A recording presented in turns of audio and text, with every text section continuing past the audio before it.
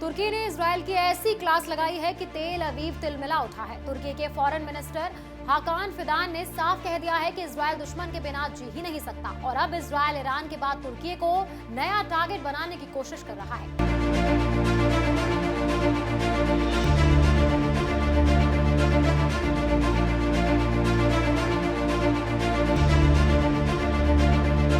Middle east की सियासत इस वक्त आग के दरिया में बदल चुकी है और इस आग में अब तुर्की और इजरायल आमने सामने खड़े नजर आ रहे हैं।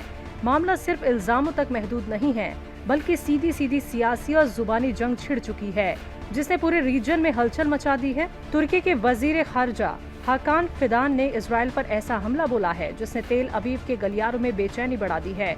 उन्होंने साफ कह दिया है कि इजरायल दुश्मन के बिना जी नहीं सकता, यानी इशारा साफ है कि इजरायल हर हाल में एक नया दुश्मन ढूंढता है ताकि अपनी सियासत और जंग को जिंदा रख सके।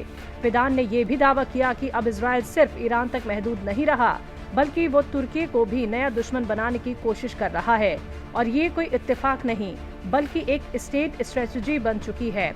यानी ये महज बयान नहीं बल्कि इजरायल की पूरी पॉलिसी पर सीधा इल्जाम है।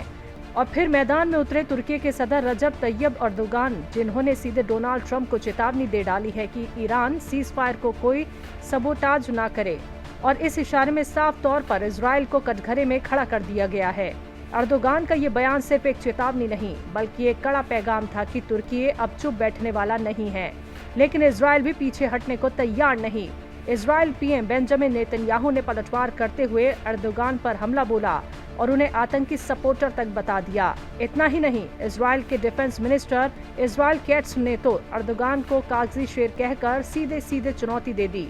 और मामला यही नहीं रुका, सोशल मीडिया पर भी जंग भड़क उठी जब इतमार बेनगवीर ने अर्दोगान को खुलेआम गाली दे दी। यानी अब ये लड़ाई सिर्फ बयानबाजी नहीं रही बल्कि पर्सनल हमलों तक पहुंच चुकी है।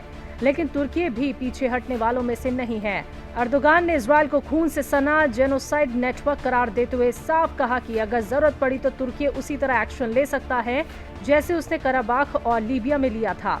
यानी सीधा इशारा, तुर्की अब सिर्फ बोल नहीं रहा बल्कि करने के मूड में है। पूरी तस्वीर अगर देखी जाए तो ये साफ हो जाता है कि मिडिल ईस्ट में अब सिर्फ ईरान इजरायल या अमेरिका ईरान का टकराव नहीं है बल्कि एक नया फ्रंट खुलता नजर आ रहा है जिसमें तुर्की बनाम इजरायल आमने सामने खड़े हैं। तुर्की ने इजरायल की क्लास लगा दी है, यानी अब ये टकराव सिर्फ लफ्जों तक नहीं रुकेगा। अगर हालात ऐसे ही रहे तो आने वाले दिनों में ये जुबानी जंग असली टकराव में भी बदल सकती है।